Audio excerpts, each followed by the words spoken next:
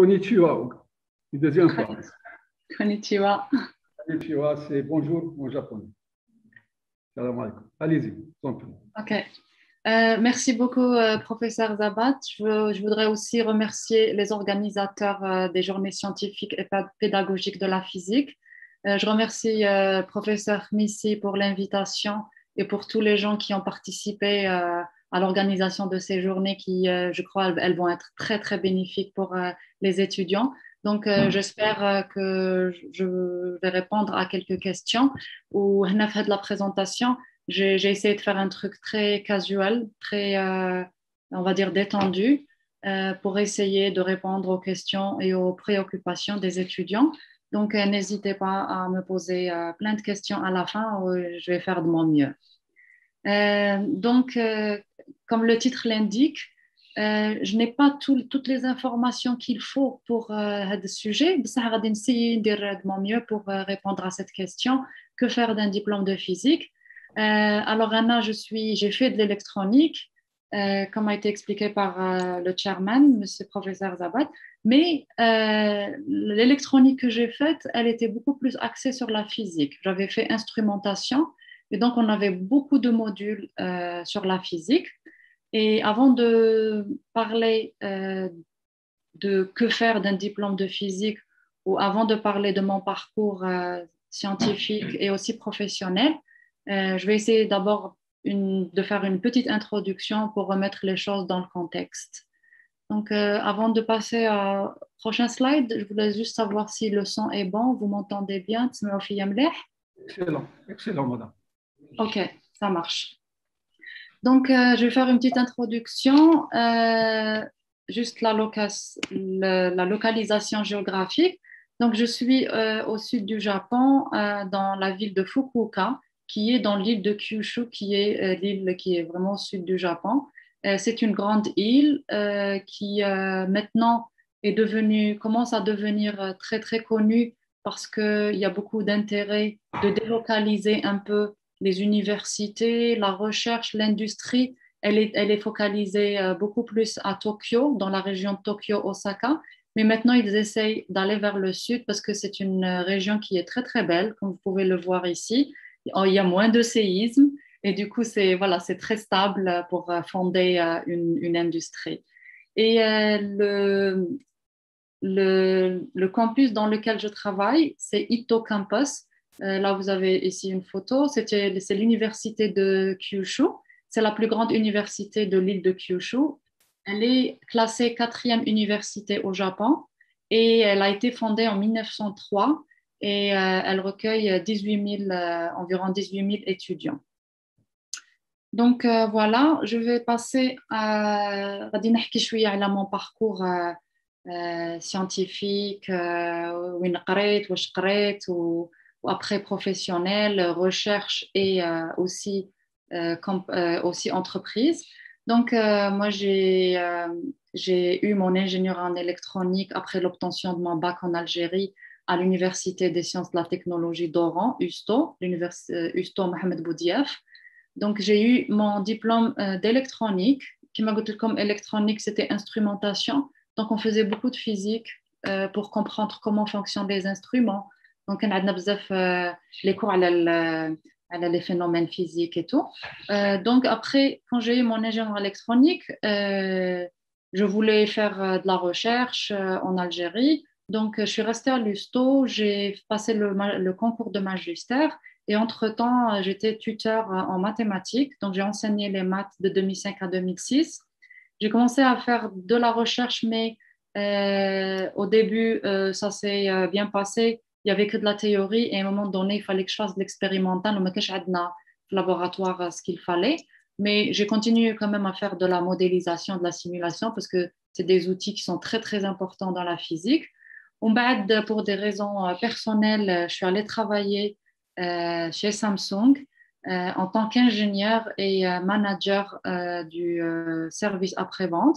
Donc, c'était complètement différent. Il n'y avait pas beaucoup de théorie, il n'y avait que de la pratique. Donc, c'était de la réparation des téléviseurs, des air conditionners, les climatiseurs. Donc, c'était très, très pratique. J'ai beaucoup aimé cette expérience parce qu'elle m'a permis de toucher un peu à l'électronique et aussi à travailler avec des gens. J'étais jeune à l'époque, donc je n'avais pas beaucoup d'expérience en ce qui concerne les ressources humaines. Donc, ça m'a permis d'avoir une belle expérience, on va dire, dans le domaine professionnel.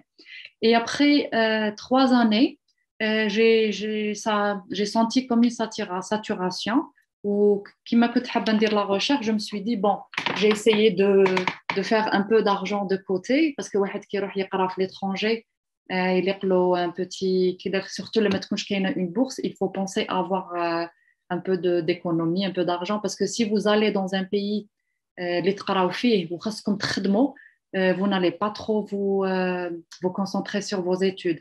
Donc, il faut quand même penser à ça. Donc, voilà, je suis allée en France et en France, j'ai fait un master en nanoélectronique.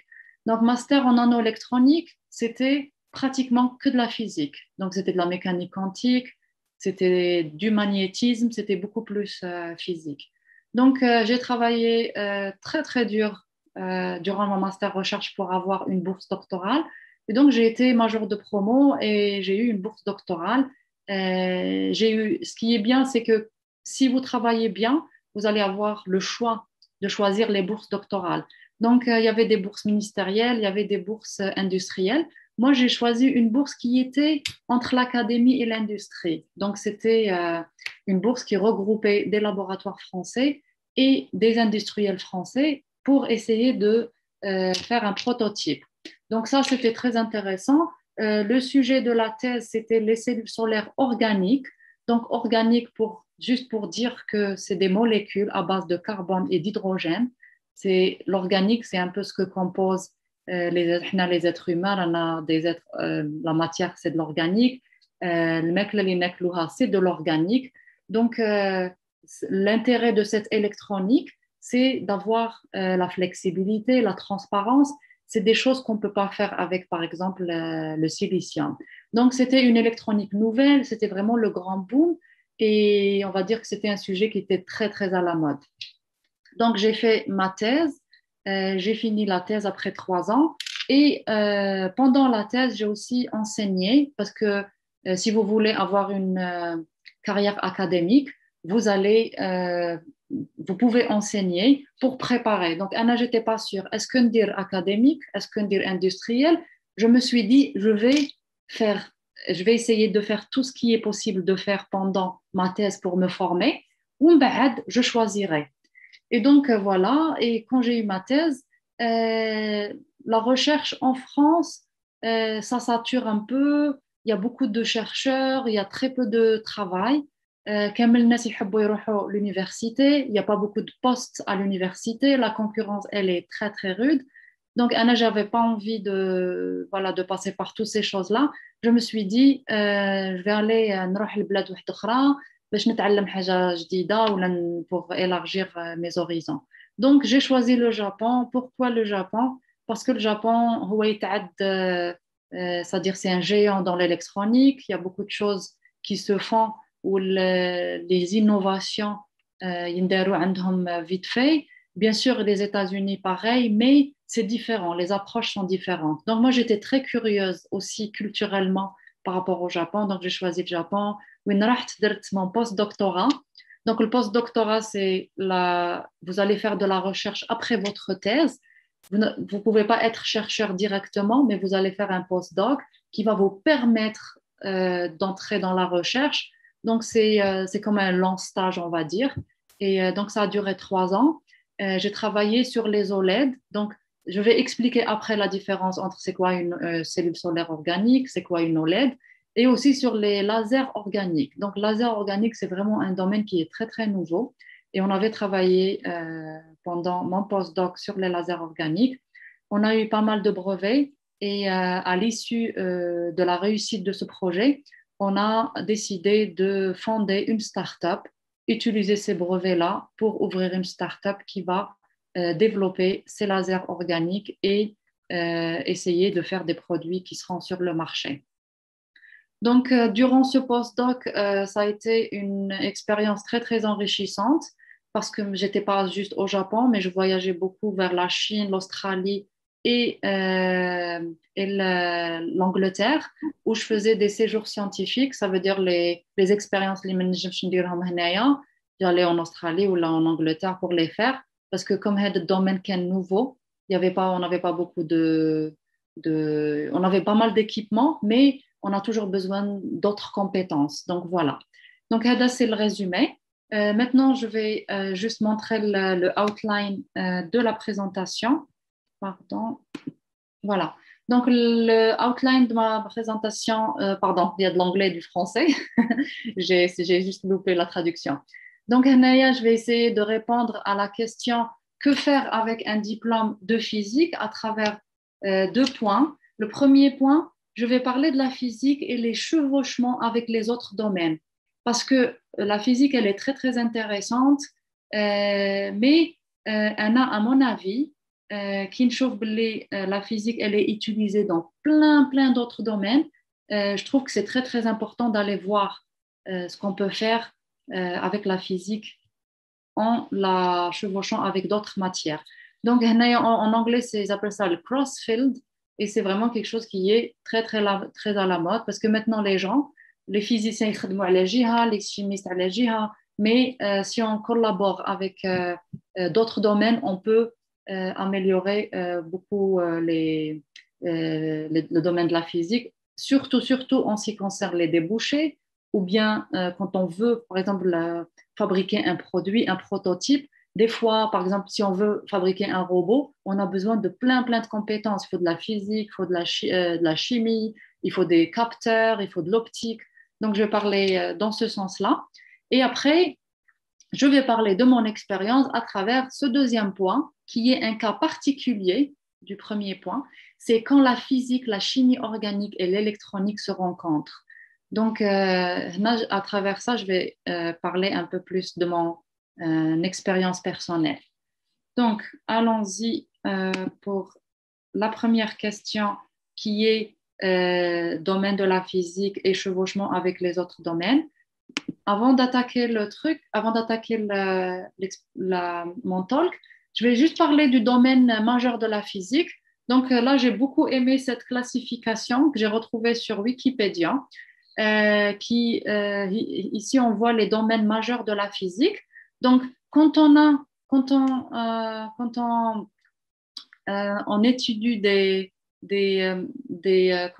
particules très petites ou là, des phénomènes à l'échelle, on va dire atomique ou bien en dessous de l'atomique, on va utiliser quantum mechanics, la mécanique quantique.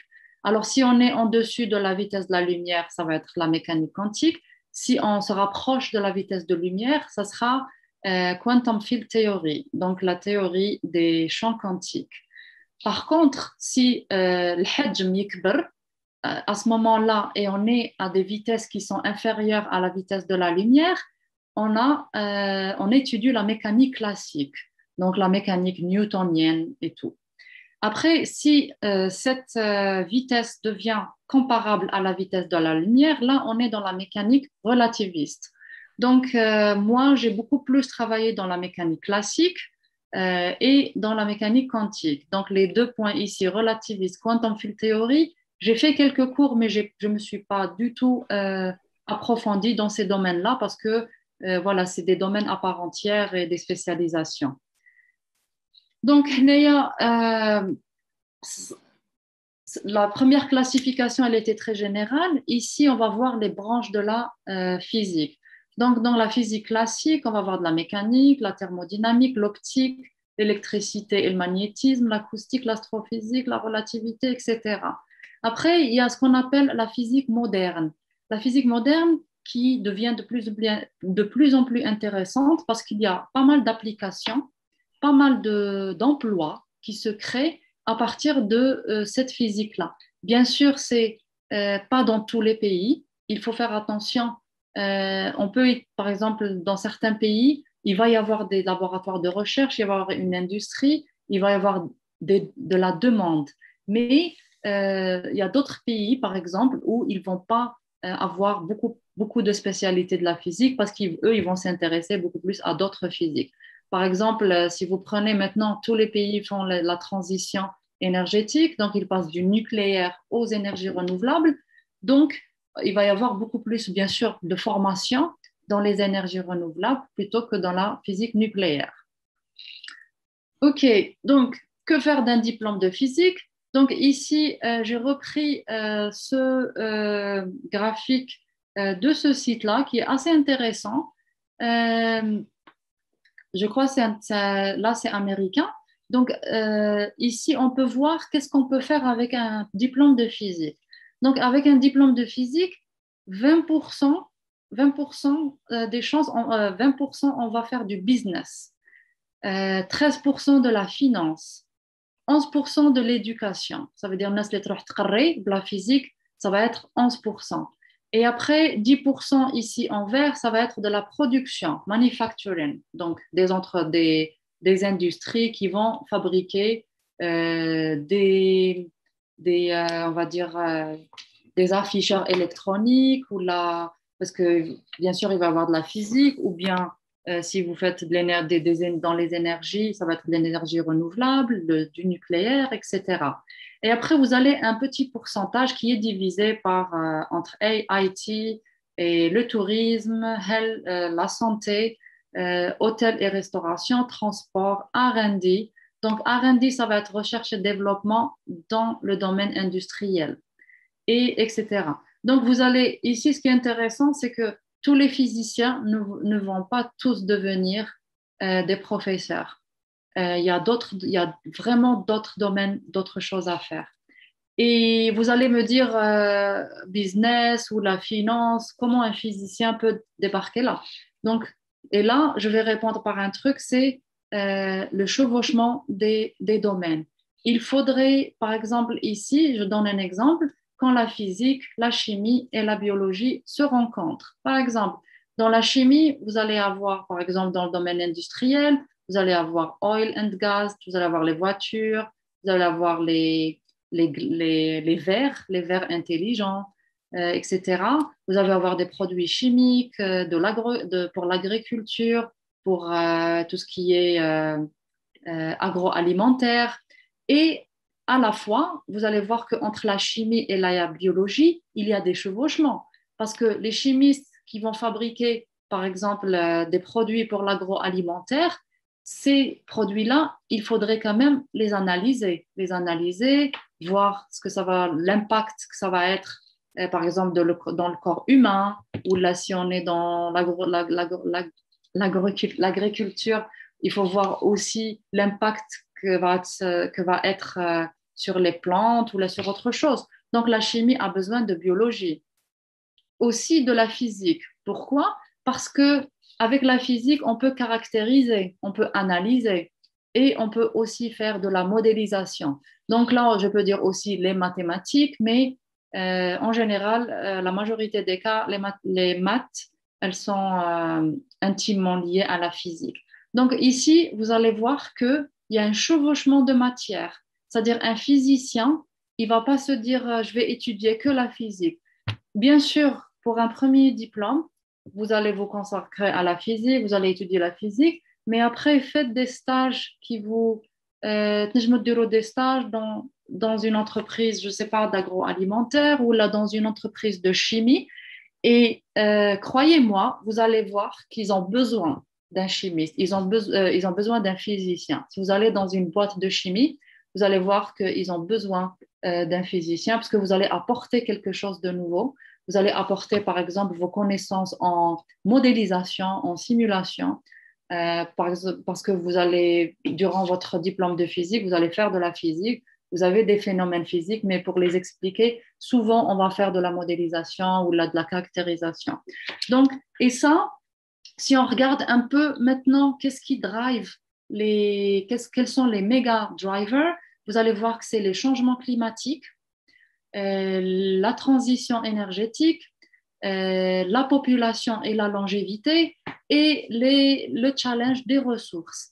Et ça, c'est vraiment de la chimie, de la biologie et de la physique. Donc, moi, mon conseil, c'est si vous êtes physicien et vous avez des affinités ou là, vous avez une idée de ce que vous pouvez faire avec aussi de la chimie, allez voir des boîtes en chimie pour essayer de faire un stage ou là, mais ne restez pas dans le domaine de la physique. Donc, bien sûr, il peut y avoir des entreprises, parfois il peut ne pas y avoir des entreprises, et c'est pour ça, avant, j'ai parlé du business, de la finance. Ça veut dire qu'il faut que aussi les physiciens, les jeunes diplômés s'intéressent à la création d'entreprises. Parce que si on ne crée pas d'entreprise, on ne crée pas d'emploi.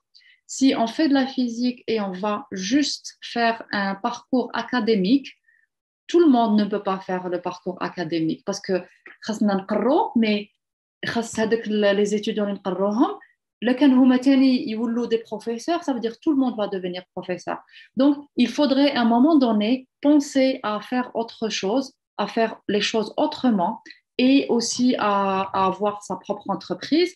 Bien sûr, ماشي كامل الناس يحبوا تكون عندهم l'entreprise نتاعهم, mais pour ceux qui ont la fibre l'entrepreneuriat, essayez de vous lancer. Bien sûr, peut-être ça va vous faire peur, mais allez-y travailler dans des industries et absorber. Et un jour, si vous allez penser à avoir votre entreprise, un jour, croyez-moi, vous allez avoir toutes les informations qu'il faut pour démarrer quelque chose. Donc voilà, ça c'est juste un exemple. Donc, je passe à un autre exemple qui est quand la physique théorique et expérimentale rencontre l'informatique. Donc, là, on n'est que dans le domaine de la physique. Donc, vous faites de l'informatique, comme dans le domaine du IT, et vous rencontrez un physicien qui, lui, ne fait que théorique. Ces deux mondes-là peuvent communiquer parce que si le physicien fait un peu théorique, il va programmer un tout petit peu, mais parfois il ne peut pas faire des algorithmes assez costauds. Donc, une communication entre l'informatique et la physique, elle est très, très importante. Donc, si vous êtes physicien et vous faites que de la théorie, essayez de programmer, faites de la programmation. Ça dépend du domaine dans lequel l'intelligence artificielle. À ce moment-là, il vous faut un grand background. Donc, après votre diplôme de physique, essayez aussi de faire des stages ou là de faire des collaborations avec des gens qui font de l'informatique. Donc, voilà. Sinon, si vous pouvez aussi faire des partenariats avec des gens qui font de la physique expérimentale. Pour la physique expérimentale, bien sûr, il y a plein d'étudiants et même moi aussi, quand j'étais en Algérie, je me disais, on n'a pas beaucoup d'appareils, j'ai envie de faire ça, mais les méthodes expérimentales. Mais croyez-moi, ce n'est pas le plus important. Qui comme un grand background en physique théorique et informatique, vous pouvez toujours faire des collaborations avec des universités étrangères qui, elles, عندهم le matériel pour faire de la physique expérimentale, mais peut-être pas assez de ressources pour modéliser ou pour faire de la physique théorique. Donc là, vous allez trouver pas mal de collaborations. Donc, n'hésitez pas à aller toquer.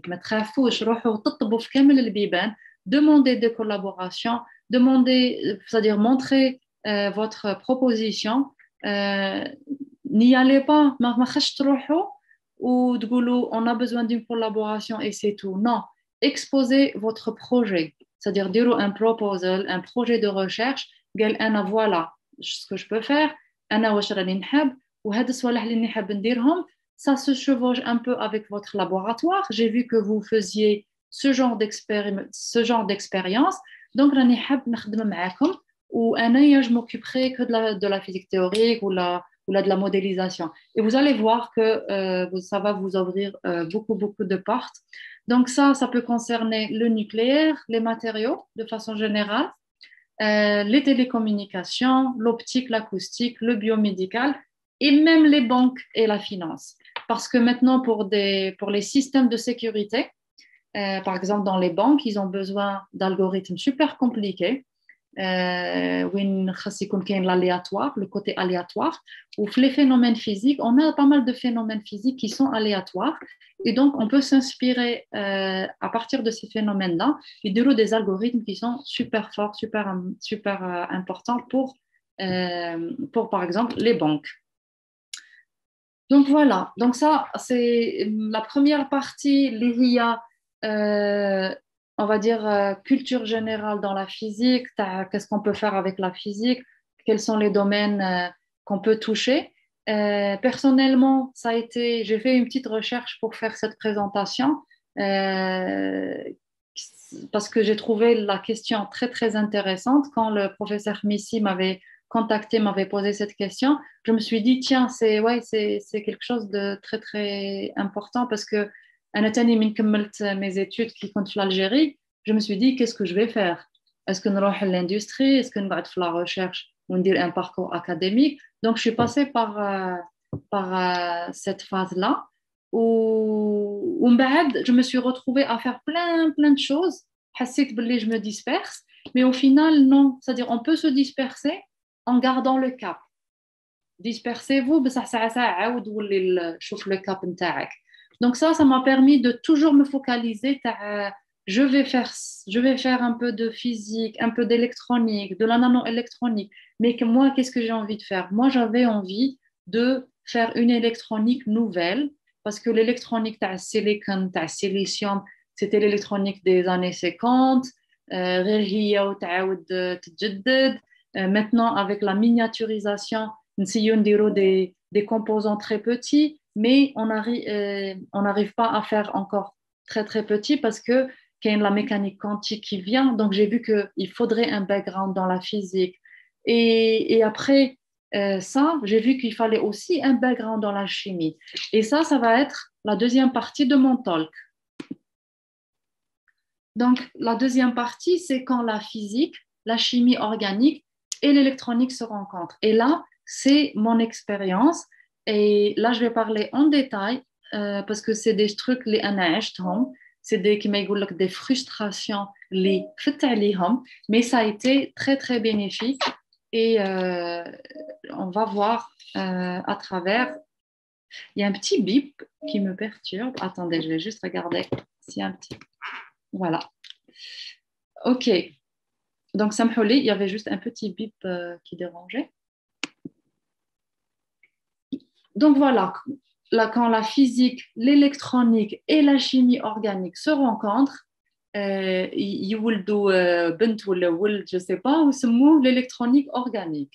Donc, l'électronique organique, c'est le domaine dans lequel je travaille, mais l'électronique et après, je me suis retrouvée à faire de la physique quand je suis partie en France. Et quand je suis allée au Japon, je n'ai pas fait personnellement de la chimie, mais j'ai travaillé beaucoup avec des gens qui font de la chimie organique. Et donc, avant de parler plus en détail de mon parcours, je vais juste faire une analogie entre l'électronique organique et l'électronique conventionnelle. Donc, dans l'électronique organique, il va y avoir beaucoup de physique et beaucoup de chimie. Bien sûr, dans l'électronique conventionnelle, comme la physique, c'est les cristaux, la cristallographie, la physique des semi-conducteurs, magnétisme. Et cette électronique-là, elle utilise le silicium. Donc, c'est des cristaux. Ces cristaux-là sont très, très... c'est rigide, c'est opaque. La fabrication, le coût de la fabrication, bien sûr, il a diminué avec le temps, mais ça demande quand même des appareils qui sont assez chers et il y a un grand impact sur l'environnement. Donc, les solvants et les méthodes de fabrication, elles ne respectent pas l'environnement. De l'autre part, il y a eu l'électronique organique qui commence à émerger à travers des applications. Par exemple, l'application la plus connue, la majorité des gens عندكم كامل في الهاتف نتاعكم عندكم الديسبلاي l'afficheur qui dans la majorité des cas récemment c'est des OLED. OLED pour Organic Light Emitting Diode. Donc c'est des cellules qui émettent de la lumière et elles sont fabriquées à partir de molécules, d'où le mot organique. Donc, à partir de molécules, on fabrique des couches très, très minces et ces couches-là, elles peuvent être flexibles parce qu'on peut les faire sur du PET, sur vraiment des substrats en plastique. On peut avoir la transparence. On peut fabriquer à partir d'une solution. On n'a pas besoin juste c'est-à-dire de gros bâtis d'évaporation. Et ça peut être printable, ça veut dire qu'on peut les imprimer. Et avec tout ça, on espère que le coût va être beaucoup plus réduit par rapport à l'électronique du silicone.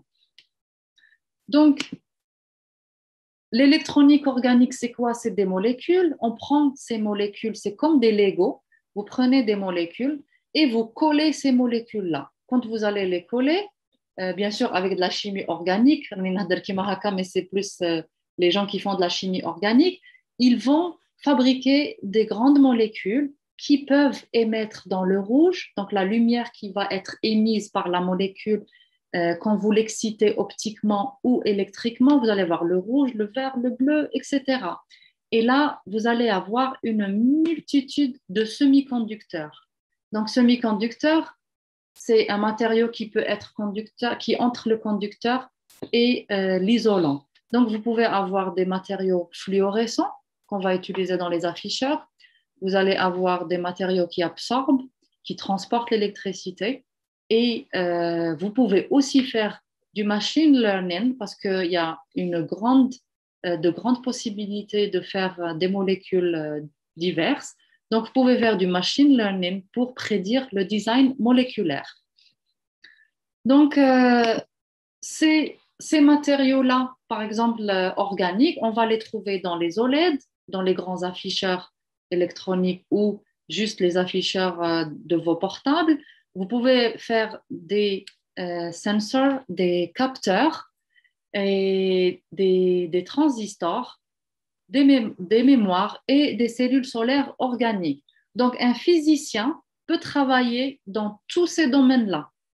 Ça veut dire que vous pouvez travailler dans le domaine de l'affichage, vous pouvez travailler dans les entreprises qui fabriquent des capteurs, ou bien, par exemple, dans les entreprises d'optique qui vont manipuler, par exemple, des datas avec des fibres optiques.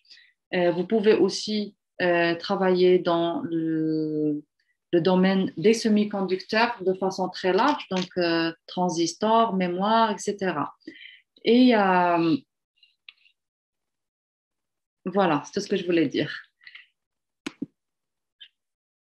Donc, quand j'étais chercheur, mon approche a été, je suis une électronicienne physicienne.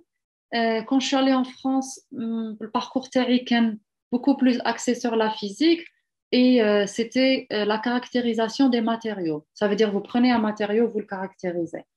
Je caractérise le matériau, j'ai fait beaucoup de modélisation et de simulation pour essayer de comprendre si je prends ce matériau-là, est-ce qu'il va me faire une bonne cellule solaire ou non? Est-ce qu'il va me faire une OLED ou non? Est-ce qu'il va me faire un laser organique? Est-ce qu'il va me faire un transistor? Donc, le modèle physique d'un transistor ou comment fonctionne un transistor, comment fonctionne une OLED, on peut le faire, on peut le simuler. Maintenant, là, il y a plein de logiciels, Atlas, de Silvaco, vous allez avoir plein de logiciels qui vous permettent de faire ces modélisations-là. Les logiciels parfois sont chers, mais vous pouvez avoir vos propres codes. Maintenant, avec Python, MATLAB, vous pouvez avoir vos propres codes pour faire de la modélisation optique et voir comment ces devices, ces dispositifs électroniques fonctionnent et introduire des paramètres de départ et dire, voilà, si je fabrique ce genre de matériau, il va servir à ce genre de device. Et donc après, si vous avez la chance d'avoir de l'équipement pour faire vos propres dispositifs, ok, vous les faites. Et moi, dans mon cas, quand je suis partie au Japon, c'était un laboratoire on pouvait faire vraiment toutes les caractérisations et les fabrications possibles, ce qui n'a pas été le cas quand j'étais en France. En France, j'ai beaucoup plus fait de simulations. J'ai fait un peu de la fabrication, mais c'était beaucoup plus avec des collaborations. Donc, vous allez comparer l'expérimental et la modélisation. Et après, si vous voulez encore, on va dire, booster votre carrière ou élargir vos horizons, n'hésitez pas à aller dialoguer avec des gens qui ne sont pas que de la physique. Parler avec les physiciens, les biologistes, qu'est-ce qu'il faut développer. Et là, vous allez vous apercevoir qu'il y a beaucoup de choses que vous pouvez apporter en tant que physicien dans d'autres domaines. Donc, je vais brièvement parler de ma thèse en France. Donc, ma thèse en France, elle a été théorique. Il y a eu un peu d'appliqué où j'ai fabriqué des cellules solaires organiques. Et ces cellules solaires organiques-là, elles ont été caractérisées et j'ai essayé de relier les performances de ces cellules-là avec les modèles théoriques et essayer de voir qu'est-ce qu'il faut changer. Parce que quand vous faites de la fabrication, vous ne pouvez pas fabriquer 100 cellules ou les 1000 cellules. Vous allez faire de la modélisation. Donc, j'ai fait beaucoup de modélisation et très peu de fabrication. Donc, pourquoi a-t-on besoin de modélisation, par exemple, dans une cellule solaire? Les cellules solaires organiques, elles sont composées de couches minces et ces couches minces, elles sont constituées de molécules. Donc, on peut fabriquer, par exemple, ici, on mélange deux types de molécules. Donc, c'est les chimistes qui fabriquent ces molécules-là, qui synthétisent ces molécules-là. Le chimiste, il synthétise, mais dans la majorité des cas, ils ne savent pas fabriquer les dispositifs. Il va donner le dispositif à un physicien ou un électronicien pour fabriquer ce dispositif-là. Donc, on fabrique le dispositif et après, en communiquant avec les chimistes, on arrive à améliorer les performances. Donc, je prends la chance juste de vous expliquer c'est quoi une cellule solaire et pourquoi je parle de la physique et de la chimie en même temps. Donc ici, une cellule solaire, c'est un mélange entre deux matériaux. Donc ça va être vraiment de la chimie. Vous prenez un accepteur, prenez un donneur, c'est un accepteur d'électrons, un donneur électron, vous les mélangez et là, c'est le chimiste qui va faire ces optimisations-là. Et après, vous prenez cette recette-là et vous allez faire votre composant. Donc, une cellule solaire, juste comme pour rappel, vous absorbez, la cellule absorbe la lumière, par exemple du soleil. On génère un électron et un trou qui sont fortement liés dans le cas des semi-conducteurs organiques, qu'on appelle excitant. Cet excitant va migrer va diffuser. Et s'il rencontre une interface donneur-accepteur, il va se séparer et on va avoir de l'électricité. Et donc ça, on a converti la lumière qui vient du soleil en électricité. Donc là, vous allez voir que il faudrait de la chimie organique et aussi de la physique. Je vais passer au prochain slide. Je vais peut-être skipper ce slide parce qu'il est très technique et vous parler de mon postdoc. Donc, une fois j'ai terminé ma thèse, c'était sur les cellules solaires organiques. Je suis partie au Japon et au Japon, dans le laboratoire, il y avait il y avait de la recherche dans les cellules solaires organiques, mais le laboratoire était beaucoup plus connu pour les OLED.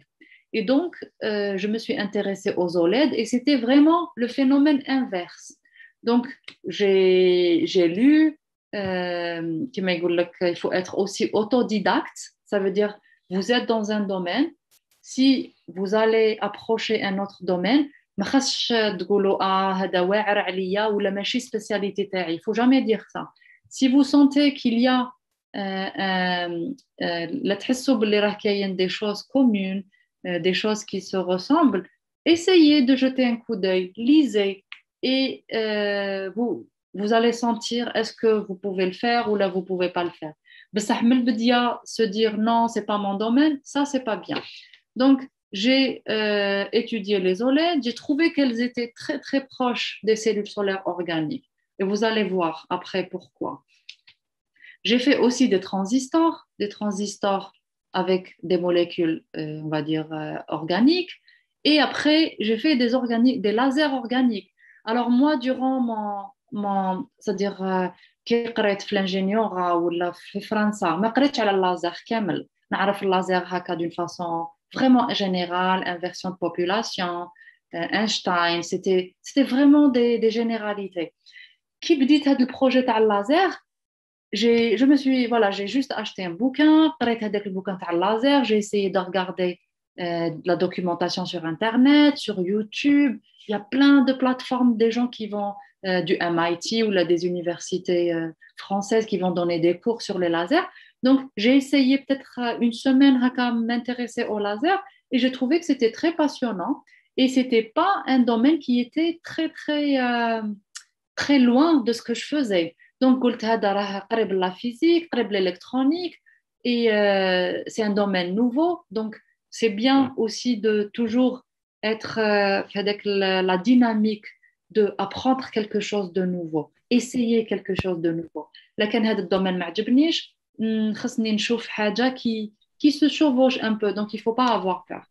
Et donc, j'ai étudié le laser et au début, bon, c'était compliqué, bien sûr, mais après, petit à petit, en discutant avec les gens, en lisant, je commençais à comprendre un peu ce qu'il faut optimiser, ce qu'il faut perfectionner dans, par exemple, le domaine du laser pour apporter de nouvelles applications.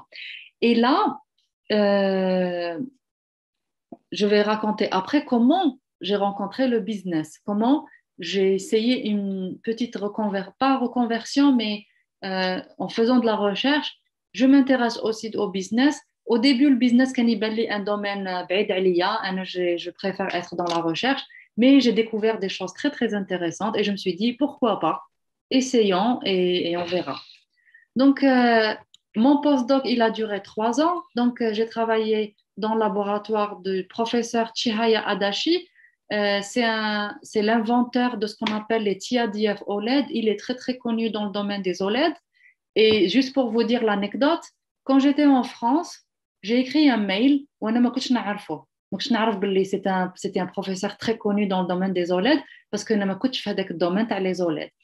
بعت l'email et je ne savais pas. Qui a répondu j'ai essayé de regarder, j'ai découvert que c'était un grand professeur ou c'est pas facile d'entrer dans son laboratoire. Donc, لكن عرفت هذاك الشيء من البداية peut-être j'allais jamais écrire. Donc, il faut toujours, comme il faut taper à toutes les portes. Il faut vraiment essayer. ما تقولوش لا ما نبعتش ايميل بالك ما يردوش عليا ولا ابعتوا. انا j'ai envoyé plein d'emails بزاف الناس ما ردوش عليا بصح كان اللي ردوا عليا. Donc voilà pourquoi j'ai débarqué au Japon parce que j'ai écrit un mail. Avec le mail, j'ai montré toute ma passion. J'ai dit voilà, moi je fais des cellules solaires organiques. Un domaine nouveau. J'ai vu que dans votre laboratoire, vous faites des choses nouvelles. Donc je suis très très ouverte pour découvrir quelque chose de nouveau. J'ai dit je suis une électronicienne, vous êtes un labo de chimie, mais je sens que je peux apporter quelque chose. Et du coup, ils m'ont dit OK. Et voilà, je suis allée pour un interview je suis allée pour 1 année et maintenant je me retrouve, c'est la 5e année. Donc voilà. Donc, comme domaine, c'était que de la chimie organique. C'était vraiment un truc nouveau pour moi. Et là, je ne vais pas parler de ce slide beaucoup. C'était juste pour montrer que c'était très différent de ce que j'avais fait auparavant. Donc, j'ai découvert une dynamique qui était assez intéressante. Ça veut dire qu'ils font de la recherche, mais ils vont tout de suite penser à faire des startups. Ça veut dire faire un produit, industrialiser la recherche. Donc, il y a un grand pan entre l'université et la recherche. Ce n'est pas facile, ce n'est pas du tout un truc facile à faire, mais à un moment donné, ils disent qu'il faut le faire, il faut demander des financements parce que des fois, les investisseurs, ils ne veulent pas donner des financements pour faire des industries qui connaissent le domaine de la recherche. Mais dans le cas, par exemple, de ces OLED, ça a très, très bien marché. Les molécules qu'ils ont développées dans cette start-up-là, dans le laboratoire dans lequel je travaille. Maintenant, elles sont demandées par les grandes boîtes comme Samsung et LG et ils ont plein de partenariats et d'investisseurs.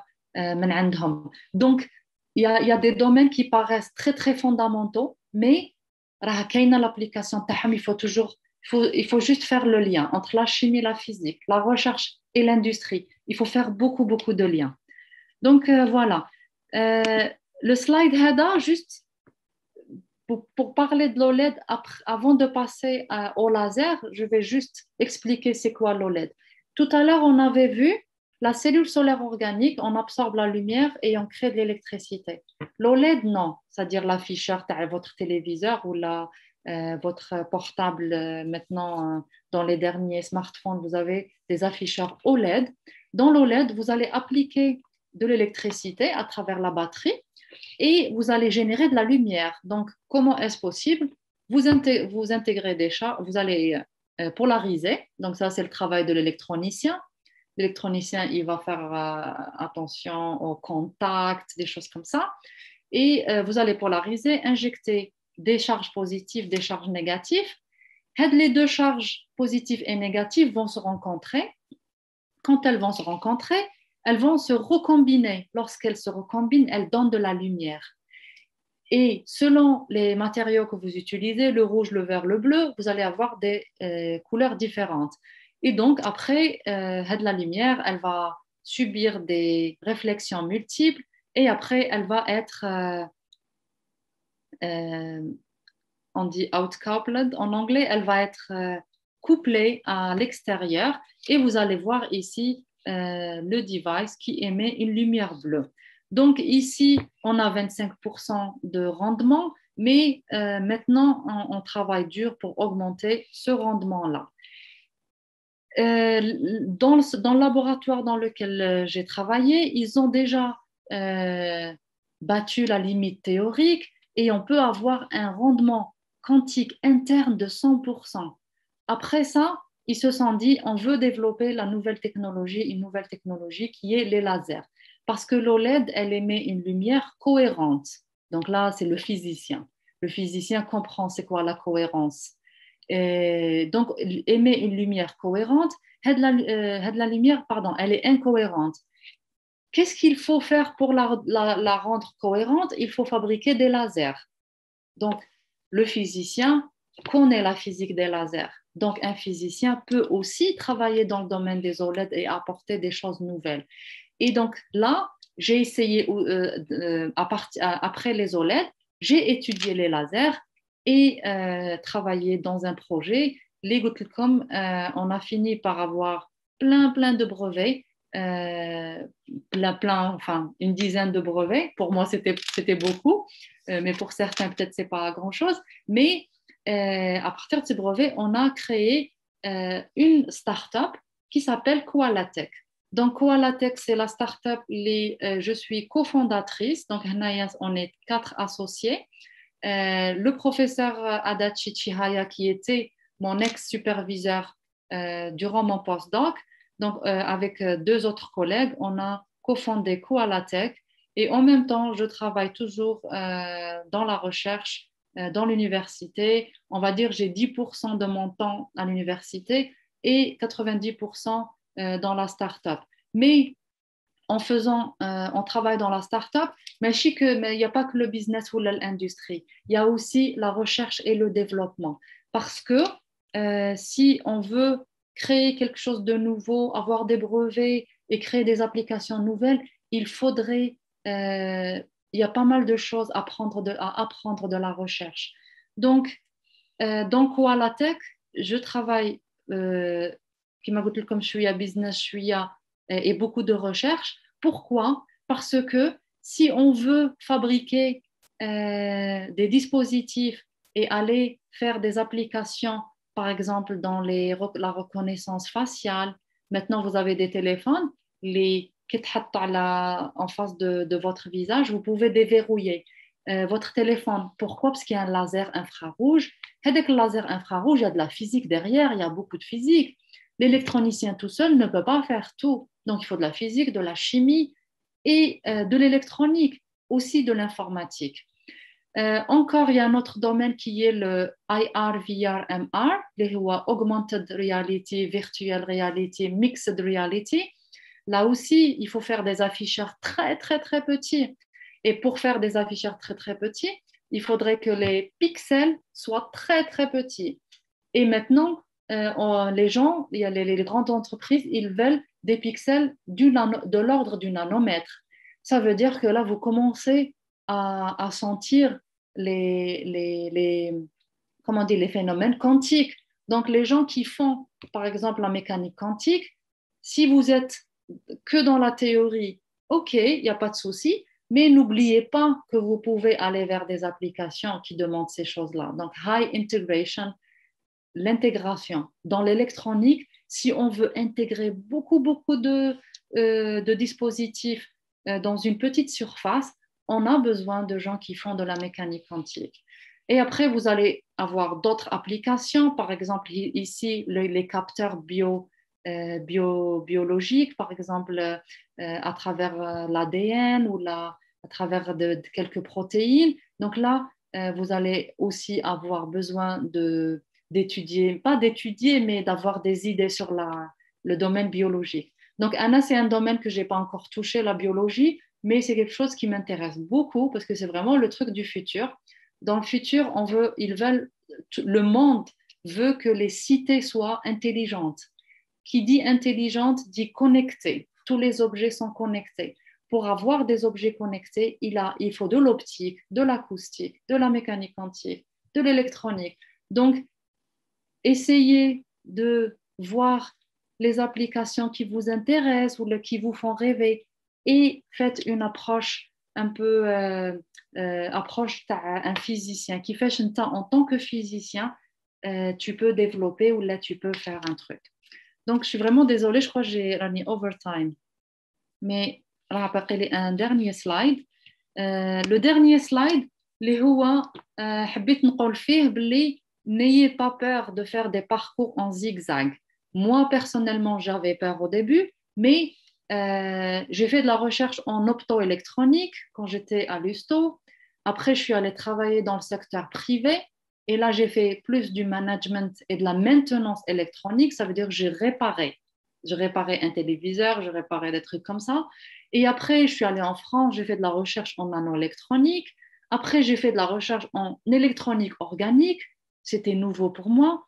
Et après, en faisant de la recherche en organique électronique, j'ai vu que il y a le domaine de la recherche, il y a beaucoup de gens qui font la recherche, mais il manque aussi la création d'emplois. Si personne ne fait de business, ne crée de boîte dans l'électronique organique ne peut pas survivre.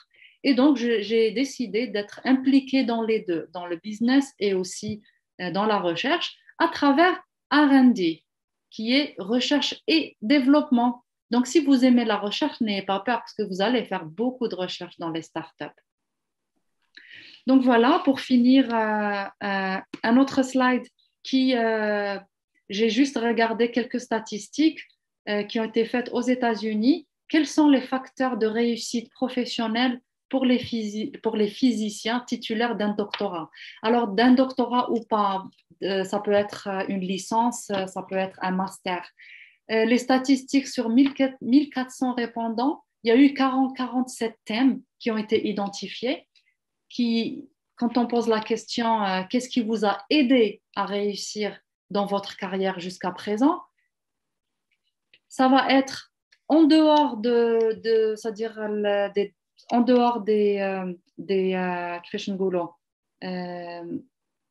c'est-à-dire des fois تقولوا ما عنديش الماتériel ولا ما عنديش هذه, mais il n'y a pas que ça, il y a le travail acharné, il faut travailler dur, il y a le talent pour résoudre des problèmes, il faut résoudre les problèmes les راهم كاينين, il faut les résoudre, il faut pas résoudre il faut pas créer des solutions à des problèmes qui n'existent pas.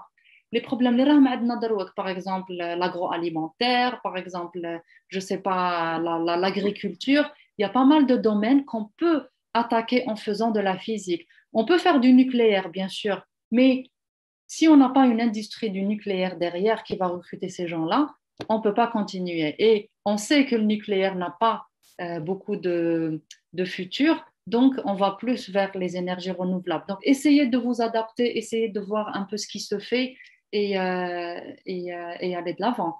Il y a les compétences personnelles, ça veut dire que tu t'adaptes, tu es discipliné, tu as une belle personnalité pour collaborer avec les gens, la persistance, bien sûr l'éducation, l'expérience en éducation, quand on à l'école, les universités, on est éduqué à interagir avec les gens, à respecter les gens, à respecter des avis différents. Donc ça, c'est très, très important.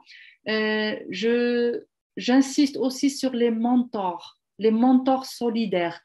Le mentoring, il est très, très important. Les premiers mentors, c'est le professeur, mais il peut y avoir d'autres mentors. Donc, si vous faites des stages dans l'industrie ou là, essayez aussi d'avoir des mentors qui viennent d'un autre domaine que, par exemple, qui ne sont pas que de l'académie, mais aussi de l'industrie. Les expériences, donc ça, c'est le crossfield. Pardon, j'ai dépassé, c'est ça. S'il vous plaît, oui, juste une minute pour conclure, parce qu'on a débordé un petit peu. Si vous pouvez résumer dans une minute, s'il vous plaît. Ok, ça marche. Donc, dernier slide. Donc là, vous avez peut-être lu. Donc, ma conclusion, c'est une carrière académique n'est pas l'unique solution pour les physiciens. L'industrie est la plus grande base d'emploi pour les physiciens, comme vous l'avais montré. Votre cheminement de carrière ne sera probablement pas un long fleuve tranquille et c'est tant mieux parce que vous allez apprendre à vous adapter et à contribuer à la création d'emplois. Et aussi, il y a beaucoup, beaucoup de sciences à faire dans beaucoup, beaucoup d'industries, notamment dans la recherche et le développement. Et shukran jazilan, thank you very much. Et سمحوا لي اللي طولت عليكم. Arigato gozaimasu. Arigato gozaimashita. Mais en attendant, j'ai une petite question, Madame Bachir.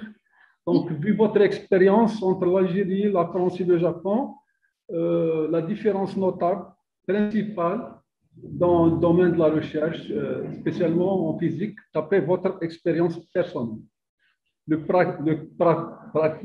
Comme on dit, la pratique, est-ce que vous la voyez plus au Japon, en France, en Algérie? C'est quoi le point fort, par exemple, là où vous êtes actuellement? Ok. Donc, pour la pratique, je dirais beaucoup plus au Japon. Au Japon, oui. L'Algérie, on a une grande... en électronique, moi, quand je suis allée en France, l'électronique, j'ai trouvé qu'on avait un background qui est très, très intéressant et très, très riche. Quand on vient d'une université algérienne, on apprend l'électronique, vraiment l'électronique, c'est-à-dire pure et dure. Alors qu'en France, ils vont beaucoup plus s'attarder sur la théorie, faire des choses un peu plus faciles, on va dire. Mais en Algérie, j'avais eu un parcours, mon ingénierat était très très riche. أنا c'est-à-dire في البداية كنت حقرت روحي كنت خايفة نروح لفرنسا ونشوف النيفو طالع mais c'est pas ça n'a pas été le cas au contraire. النيفو تاعي كان طالع على les gens اللي قراو l'électronique en France. Déjà il y a très très peu d'électronique. C'est vraiment les écoles d'ingénieurs, ils sont très très spécialisés. Donc أنا كان عندي un background beaucoup plus général. En ce qui concerne le Japon, ils font beaucoup de fondamentales, mais ils vont faire beaucoup d'appliqués assez rapidement. Donc, je dirais, ouais, en ce qui concerne la pratique, je dirais le Japon. Justement, d'après ma petite expérience, ils ont plus d'intérêt, par exemple, brevet, hein, pour publication, par exemple, au niveau de la recherche. La recherche, c'est un peu, le public, c'est du prestige en quelque sorte. Mais les brevets, c'est l'essentiel pour eux, c'est ça? Exactement, exactement. Parce que هما يخمموا بزاف pragmatisme, ça veut dire on investit l'université pour avoir tant d'emplois ou là pour développer cette science-là, mais يحبوا يشوفوا تمتم واش هو l'impact de cette science, واش هو le produit qui va impacter la société et aussi pour faire marcher l'économie. Donc, on ne peut pas réinvestir d'une façon continuelle si on n'a pas un retour. Donc, ils vont regarder ce côté-là. Par exemple, en France, ils vont investir dans la recherche, mais les projets sont très, très lents. Ils ne sont pas très regardants par rapport au brevet, mais ils ne le brevet ou l'applicabilité. Et ce qui se passe, c'est qu'il y a un problème de financement. Anna, quand j'étais en France, j'avais peur de ne pas trouver de financement après la thèse parce qu'il y avait plein de gens qui galéraient pour trouver un financement. Et j'ai trouvé que c'était peut-être ça le problème, c'est qu'il n'y a pas beaucoup de pont entre la recherche et l'industrie et donc il n'y a pas beaucoup d'investissement et de réinvestissement dans la recherche. Alors que dans le Japon, c'est vraiment un cercle qui fonctionne bien. Donc, il y a un lien en fait entre l'entreprise et le laboratoire de recherche au sein d'une université au Japon. C'est toujours Oui, ça. ah oui, oui, oui, exactement, exactement. C'est-à-dire même les étudiants qui تخرجوا من الجامعة 3 ans auparavant, يكون على بالهم واش غادي يخدموا. Ça veut dire Toyota, elle va dire, moi j'ai besoin de, par exemple, 500 ingénieurs. L'université va ouvrir un master qui fera 500 ingénieurs, par exemple, pour Toyota, pour les capteurs, pour ceci et cela. Il y a un changement permanent. Les filières mais يقعدوش tout le temps هما. Ça veut dire la physique nucléaire, non, tout de suite ça va être autre chose, ça va changer en énergie renouvelable. Les capteurs, par exemple, si on fait des capteurs pour l'automobile ou pour les robots, parce que le Japon, c'est une population qui est vieillissante, donc ils ont besoin de robots pour assister les gens qui sont malades et tout. Donc, ils vont consacrer de l'argent dans l'université et dans le domaine industriel pour répondre aux besoins de la société.